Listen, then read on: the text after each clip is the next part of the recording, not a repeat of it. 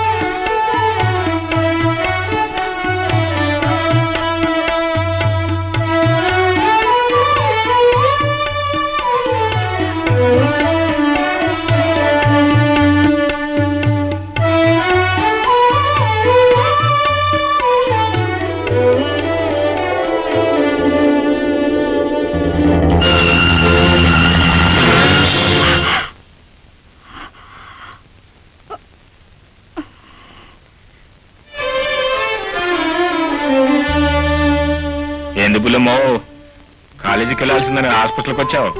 అతను తెలిసి కోపం వస్తుగా పో. చూడు గోపన్న, నేను ఎన్నోసార్లు కోపడ్డాను, అసహించుకున్నాను. అవన్నీ మనసులో పెట్టుకోకుండా సమయానికి వచ్చి నన్ను నా జీవితాన్ని కాపాడినందుకు ఇది మరీ బాగుంది. అసలు నిన్ను నీ జీవితాన్ని కాపాడటం కోసం కదా మీ ఇంట్లో అడుగుపెట్టింది. Thank you Gopanna. చాలా చాలుగానే అతను తెలిసి కోపం వస్తుంది. నువ్వు ఖాళీ పో. సుత్తి మాటలు ముందు ఆపేసి నీ ఆరోగ్యం చూసుకో. నా ఆరోగ్యంగానే పర్వాలేదు. చూడు, డాక్టర్ చెప్పిన దానికంటే 3 రోజులు ముందుగా ఇంటికి వచ్చేస్తాం.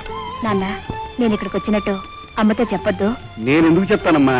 నేను చెప్తే నేను వచ్చినట్టు కదా. నువ్వు కాలేజీకి వెళ్ళు, నేను గోపన్ని చూసుకుంటాను. వస్తానన్నా, వస్తాను. మావా, నా కాళ్ళ కాస్త దెబ్బతలు తెలియదు కానీ నీ బిడ్డలో మాత్రం చాలా మార్పు వచ్చినట్టుందే. నాకు అలాగే అనిపిస్తుందిరా. ఒరే, అప్పుడప్పుడు చెడు జరిగిందని మనం బాధపడతాం కానీ దానిలో కూడా చిన్న మంచి ఉంటుందిరా.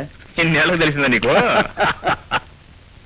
ఏమిటమ్మా, ఏదో చెప్పాలని ఇంత దూరం తీసుకొచ్చావు. ఇప్పుడు అవుతావే? ఏమిటో చెప్పమ్మా. నీతో చెప్పాలంటే సంకోచంగా ఉంది, అమ్మతో చెప్పాలంటే భయంగా ఉంది. ఏం చేయాలో తోచక ఒక్కిరి బిక్కరైపోతున్నాను. అర్థమైందమ్మా. నాతో చెప్పడానికి నువ్వు ఇంత సిగ్గుపడిపోతున్నావు అంటే నీ మనసు ఎవరికో ఇచ్చేసావన్నమాట.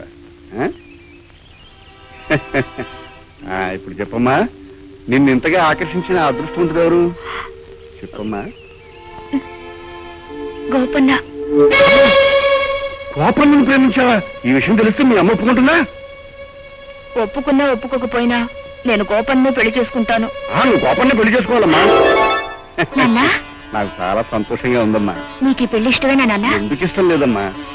ఈ క్షణం కోసమే సంవత్సరాలు బట్టి ఊరు చూస్తున్నాను. గోపన్ ఎవరో కదమ్మా, నీకు స్వయంగా బావా. నిన్ను పెళ్లి చేసుకోవడానికి అన్ని విధాల అర్హత ఉన్నవాడు నా చెల్లెలు కొడుకు. మరి గోపన్న మన ఇంట్లో నౌకరుగా ఎందుకుంటున్నాడు? నిన్ను ప్రేమించి పెళ్లి చేసుకోవడానికి. మీ అమ్ముందే, దాని అహంకారం అణచడానికి. నాన్న, నువ్వే అమ్మకి ఎలాగైనా నచ్చ చెప్పి మా పెళ్లి చేయించాలి. అమ్మా, కురుక్షేత్ర సంగ్రామాన్ని శ్రీకృష్ణుడు నడిపినట్టుగా నా బుద్ధి బలంతో వ్యవహారం అంతా నడిపిస్తాను. నువ్వు అలాగే ఉండు. గోపాలను నీకు ఇచ్చి పెళ్లి చేస్తాను. Thank you daddy. Thank you. Gopanna, Gopanna. వస్తున్నా. ఏంటి బులమా? కమ్నియో దగ్గరకు రా, ఇంకా దగ్గరకు రా. ఇవాళ నుంచి నేను నీకు ప్రమోషన్ ఇస్తున్నాను. ఏంటి ప్రమోషన్ అంటే? ఇవాళ నుంచి నువ్వు నా pure personal assistant. Pure personal assistant అంటే జడ వేయటం, పూలు పెట్టడం, అంతకన్నా ఇంకా ముఖ్యమైన పనులు చేయాలి. అంతకన్నా ఇంకా ముఖ్యమైన పనులు ఉంటాయబ్బా? ఆలోచించు. అర్థం కదా, నువ్వే చెప్పు. అయితే చెప్తా విను. స్పేర్ టైంలో నన్ను నువ్వు ప్రేమిస్తూ ఉండాలి. ఏ టైంలో నేను ప్రేమిస్తుండాలి? స్పేర్ టైంలో అంటే ఖాళీ ఉన్నప్పుడు. మరి నాకు ఖాళీ ఉండాలిగా. పోనీ నీ ఖాళీ ఉన్నప్పుడే. అలా అయితే మనకే అభ్యంతరం ఉంటుంది. అప్పుడప్పుడు నువ్వు నాతో డ్యూయెట్లు కూడా పాడుతుండాలి. డ్యూయెట్లా? అవి నాకు లక్ష్యం ఉంది. ఈ పాటి కొన్ని 100 పాడుంటాను. మన కరతలా మనకు డాన్స్ సహా పాడగలను. ఒకసారి చూపించుకుంటావా? దానికి టైం ఉంది. దానికి టైం ఉందా? అలాగే నేను కోరినప్పుడు నువ్వు నన్ను ముద్దు పెట్టుకోవాలి. ముద్దు పెట్టడానికి అభ్యంతరం ఏముంటుంది కానీ కాకపోతే నువ్వు ఇస్తున్న ప్రమోషన్స్ అన్ని కూడా స్త్రీ తన జీవితంలో ఒకే ఒక పురుషుడికి ఇస్తుంటారు. ఎవరికి? అదే కాబోయే భర్తకి. కరెక్ట్. ఒరేయ్, ఇవాళ ఇంట్లో పని వాళ్ళందరికీ సెలవిస్తున్నాను, వాళ్ళందరినీ బయటికి పంపించే. ఎందుకండి వాళ్ళకి సెలవిచ్చి పంపుతున్నారు? నీతో ఒక ముఖ్యమైన విషయం మాట్లాడాలి. మన కుటుంబ విషయాలు మాట్లాడేటప్పుడు పై వాళ్ళు ఉండకపోవడం మన పరువుకు మంచిదని. ఇది కరెక్ట్ మావయ్య. నువ్వు కూడా బయటికి వెళ్ళు. అత్తాయ్ వెళ్ళరా, వెళ్ళు. నీకెంత అయిష్టంగా ఉన్నా ఈ మధ్య మన ఇంట్లో నీకు నచ్చని విషయం ఒకటి మన కళ్ళ ముందు జరిగింది. ఏమిటది? ఆ విషయం ఏమిటో నీ మొహం చూస్తూ పూసగుచ్చినట్టు చెప్పలేక చాలా వివరంగా ఈ ఉత్తరంలో రాశాను. నీ అభిమానాన్ని ఆవేశాన్ని కాసేపు చంపుకుని నిబ్బరంగా నిదానంగా ఈ ఉత్తరం చదువు, నీకే అర్థం. చదువు. అమ్మా విజయ, ఏమిటి నాన్న? నిప్పుడైనా భరించవచ్చు కానీ నిజాన్ని భరించలేమమ్మా. అందుకే విషయం అంతా మీ అమ్మకి చెప్పేశాను. అమ్మతో చెప్పేసావా? ఆ చెప్పడం అంటే నోటితో చెప్పలేదు కానీ ప్రశాంతంగా కూర్చొని చదువుకోమని ఓ ఉత్తరం రాసి చేతికిచ్చి వచ్చాను. అమ్మా, ఆ ఉత్తరం చదవగానే ఈ ఇంట్లో ఎన్ని ఉరుములు పిడుగులు గాలివాళ్ళు లేస్తాయో నాకు బాగా తెలుసు. చూడమ్మా, ఏమైనా నీ ప్రేమ ఫలించాలనే ఆరాటంతోనే ఈ సాహసానికి తెగించాను. మీ అమ్మ అభిమానంతో ఆవేశంతో నీ మీద కేకలేసినా నువ్వు నోరు మీద పొద్దు. నీ ఓర్పుకి ఇది అగ్ని పరీక్ష. ఈ పరీక్షలో నువ్వు నెగ్గావంటే నీ జీవితం అంతా పన్నీటి అవుతుందమ్మా.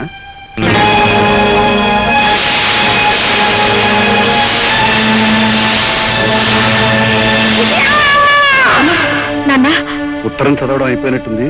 నువ్వు ఇక్కడే ఉండు, నేను వస్తా. చక్కగా చెప్పిస్తాన్నావుగా, చెప్పించవే. చెప్పిస్తానండి, చెప్పిస్తాను. నాతో మాటలు చెప్పడం కదే, వారి చేతి చెప్పించు. వెళ్ళు.